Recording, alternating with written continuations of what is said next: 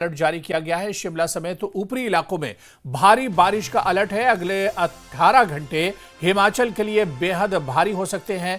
कांगड़ा, मंडी, सिरमौर, ऊना जिलों में बहुत भारी बारिश की संभावना जताई गई है। वहीं बिलासपुर, चंबा, हमीरपुर, कुल्लू, शिमला में भी भारी बारिश का अलर्ट जारी किया गया है। ऐसे में हिमाचल प्रदेश के लिए मुसीबत आज और बढ़ सकती है, क्योंकि पहले ही बारिश और बाढ़ और सैलाब का सामना हिमाचल के लोग कर रहे हैं, लेकिन अगले 48 घंटे हिमाचल के लिए और मुश्किल भरे हो सकते हैं।